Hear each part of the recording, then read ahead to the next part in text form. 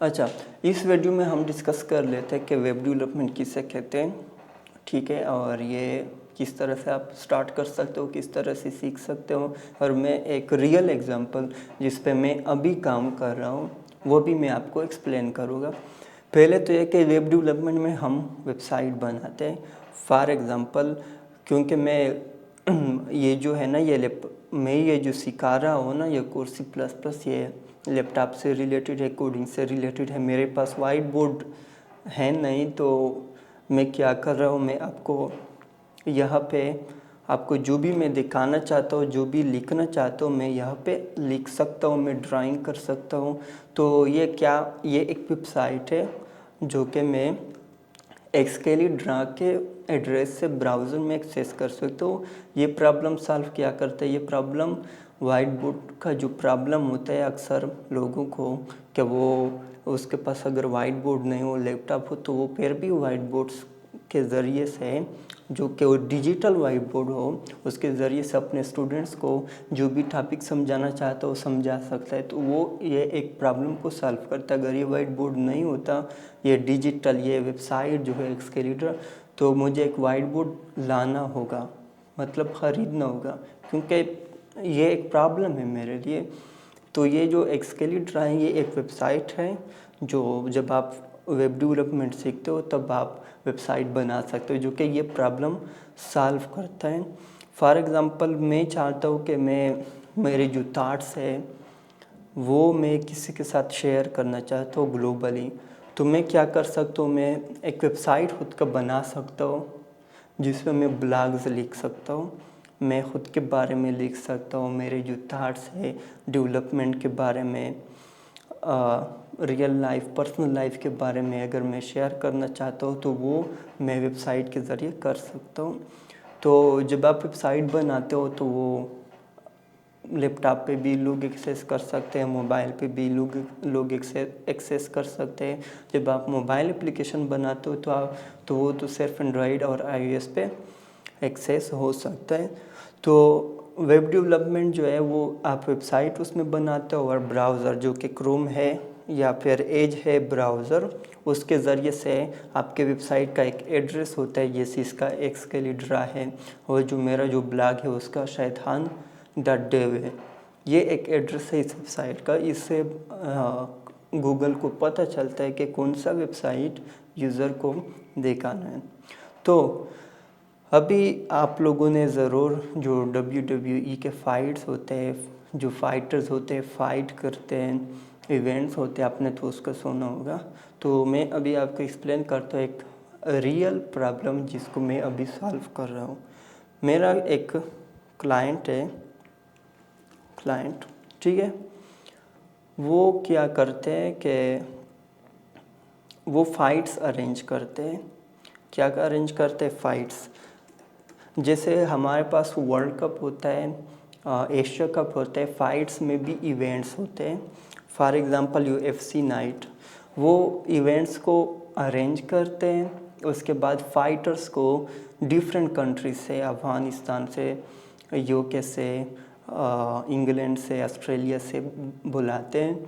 उसको कहते हैं कि आप आए इस फाइट्स में, इस इवेंट्स में, UFC नाइट जो एक इवेंट होता है उसमें आप हिस्सा ले, हम आपके जो ट्रेवल कास्ट है वो आपको देंगे। अगर आप फाइट जीत जाते हो तो हम आपको पेमेंट देंगे। तो इसमें क्या होता है कि इवेंट्स में मल्टीपल फाइटर्स होते हैं, ठीक है। जैसे फॉर एग्ज़ाम्पल के लिए एक शाहिद है, एक राइब है, एक सेहाम है, और एक है इब्राहिम। फॉर एग्ज़ाम्पल के लिए इस इवेंट में 2 फाइट्स होंगे, 2 नहीं 3। जो पहले शाहिद व रहब के दरमियान होगा, जो दूसरा फाइट होगा वो सेहाम और इब्राहिम के दरमियान। एंड जो भी विनर होगा ना, वो इस फाइट्स के जो भी विनर होंगे वो फाइनल खेलेंगे, फाइनल में फ़ाइट करेंगे, ठीक है। Final fight. जब वो फाइटर्स को बुलाते हैं ना डिफरेंट कंट्रीज से, ठीक है, तो फाइटर को पहले वो ऑफ़र भेजते हैं। उसके बाद जब फाइटर कहता है कि ठीक है मैं इस इवेंट के लिए अवेलेबल हूँ, उसके बाद फाइटर को एक कॉन्ट्रैक्ट सेंड करते हैं। कॉन्ट्रैक्ट इसलिए सेंड करते हैं कि मैं फाइट, फॉर एग्जांपल मुझे कॉन्ट्रैक्ट सेंड कर दिया है उन्होंने लिखा है कि आप हमारे लिए ये इवेंट में पार्टिसिपेट करेंगे। अगर आपने ये इवेंट में फाइनल में फ़ाइट को विन किया तो आपको हम इतना पेमेंट देंगे, आपकी जितने भी ट्रेवल कास्ट है वो हम आपको देंगे। आपने इस डेट पे फ़ाइट के लिए अवेलेबल होना है। अगर आप डिफरेंट कंट्री में, अगर मैं डिफरेंट कंट्री में हूँ तो उसमें यह भी लिखा होगा कि आपने इस डेट पे आना है हमारी कंट्री में, ठीक है। तो जो रियल फाइट्स होते हैं उसमें 15, 20, 25, 30 फाइटर्स होते हैं, ठीक है। ये तो मैं आपको एग्जांपल के लिए समझा रहा हूँ। तो ऐसा होता है कि हर फाइटर का मैनेजर भी होता है। Every fighter has a manager as well, ठीक है। तो क्लाइंट ये तकरीबन नवंबर में क्लाइंट आया हमारे पास, उसने मुझे ये कम्प्लीटली एक्सप्लेन किया। तो मैंने उसको एक प्रपोज़ल भेजा। मैंने उसको कहा कि मैं आपके लिए इस तरह से, क्योंकि फ़ाइटर्स को वो कॉन्ट्रैक्ट साइन करना होगा, इसमें मैनेजर्स भी इन्वॉल्व है, वो तो मोबाइल एप्लीकेशन वगैरह इंस्टॉल नहीं कर सकते। तो हम क्या कर लेते कि वेबसाइट बना लेते हैं, उसके लिए आपने कोई इंस्टॉलेशन नहीं करनी होगी। तो मैंने उसको एक प्रपोज़ल सेंड किया कि ये देखो इस तरह से आप कर सकेंगे, इस तरह से आपने फ़ाइट्स क्रिएट करना है, इस तरह से आपने फ़ाइटर्स ऐड करने हैं, इस तरह से आपने कॉन्ट्रैक्ट ऑफ़र सेंड करने हैं एट्सेट्रा। उसके बाद अभी जनवरी 10 पे उसने मुझे दोबारा मैसेज किया कि हम इसको स्टार्ट कर रहे हैं। तो मैंने उसके लिए वेबसाइट बना लिया है। मैं आपको वो भी शो कर देता हूँ। देखो हमारे पास क्या था, वेबसाइट्स थे, इवेंट्स थे, इवेंट्स के अंदर फाइट्स थे, हमारे पास कॉन्ट्रैक्ट भी थे जो मैंने एक्सप्लेन किया था। तो हम क्या करते हैं, यहाँ पे क्लाइंट क्या कर सकते हैं, यहाँ पे क्लाइंट फाइटर ऐड कर सकता है, ठीक है। जब आप फाइटर को ऐड करो, यहाँ पे उसका लीगल नेम, नेशनलिटी, क्योंकि वो फाइटर डिफरेंट कंट्री से हो सकता है, तो हम उसका डिटेल्स भी मांगते हैं, ये ईमेल उसका जिम का नेम, हेड कोच उसका कौन है, वेदर वो डिफरेंट कंट्री से आना चाहता है कि नहीं, उसके पास वैलिड पासपोर्ट है कि नहीं। तो वो फाइटर को ऐड करता है। जैसे मैं एक फ़ाइटर को ऐड करना चाहता हूँ, मुनीब को, एंड देन नेशनलिटी हो उसका ऑफ कोर्स पाकिस्तानी, सिटी उसका पेशावर, कंट्री पाकिस्तान। मैं जल्दी से एक्सप्लेन कर देता हूँ आपको। ईमेल लिख लेते हैं, उसके बाद उसको ऐड कर देते हैं। जैसे ही मैं उसको ऐड करूँगा ना तो वो यहाँ पे शो हो जाएगा।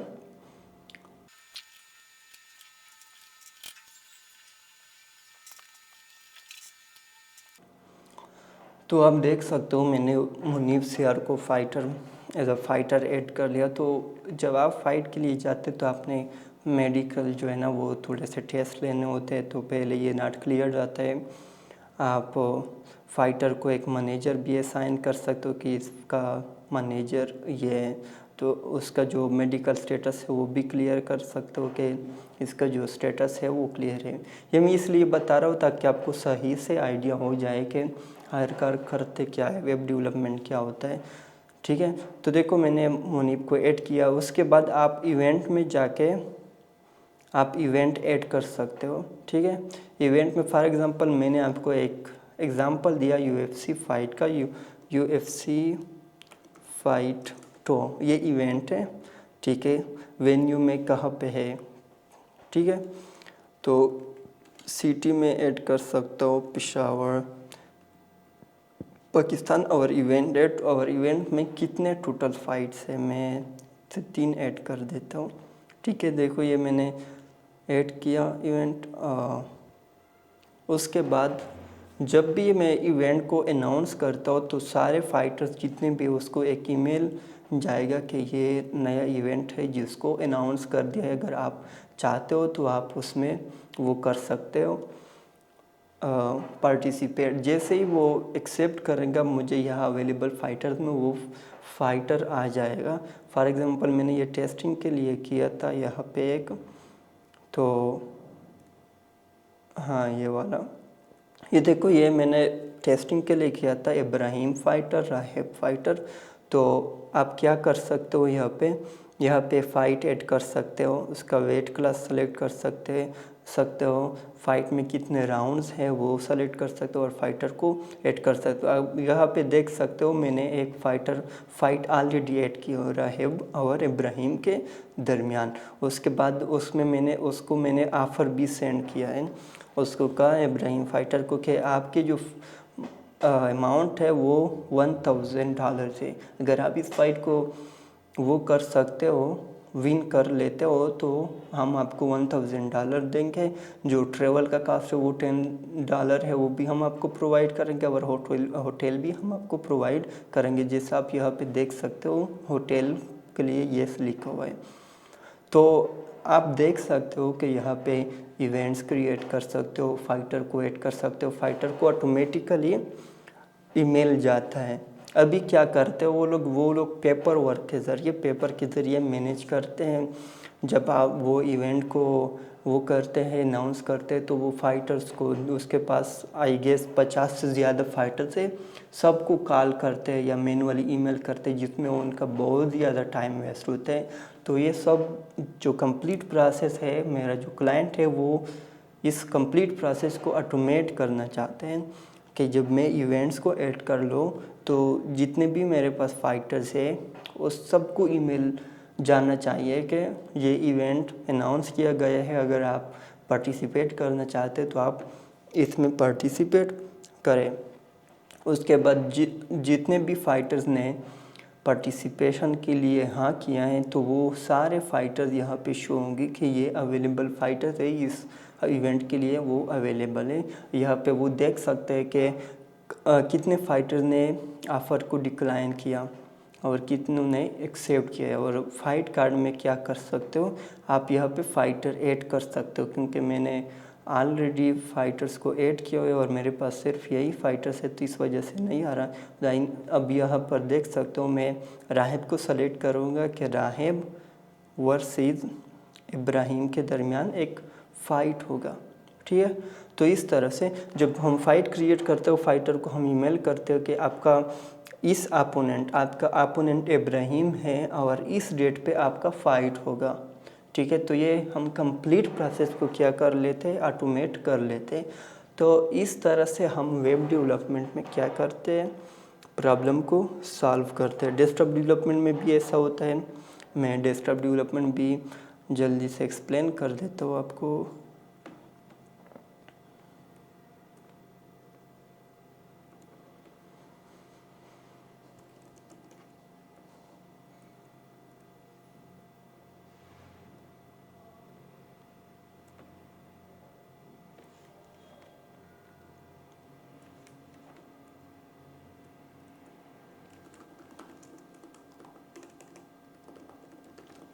अच्छा, डेस्कटॉप डेवलपमेंट में ऐसा होता है कि हर किसी के डिफरेंट रिक्वायरमेंट्स होते हैं। डेस्कटॉप डेवलपमेंट में हम लैपटॉप के लिए एप्लीकेशन बनाते हैं जैसे आपने माल होते हैं ना, यहाँ पे जो डे टू नाइट मान है या एच है, वहाँ पे आपने देखा होगा जब आप सेल करते हो, कुछ खरीदते हो ना, तो वो काउंटर पे वो बारकोड होता है और वो उस आइटम्स को स्कैन करते हैं, तो उसको कहते हैं POS, point of sale. Point of sale में हम क्या करते हैं कि हम जो बड़े बड़े माल है उसके लिए ये टोटल कैलकुलेशन जो होता है उसका, डेली का sales, profit calculation, loss calculation, सब कुछ वो डेस्कटॉप में करते हैं, क्योंकि वहाँ पे वो मोबाइल यूज़ नहीं कर सकते। तो उसके पास डेस्कटॉप सेटअप होता है, तो हम उसके लिए ऑफलाइन डेस्कटॉप एप्लीकेशन बनाते हैं जिसमें वो सेल वगैरह मैनेज कर सकते हैं। तो डेस्कटॉप डेवलपमेंट में हम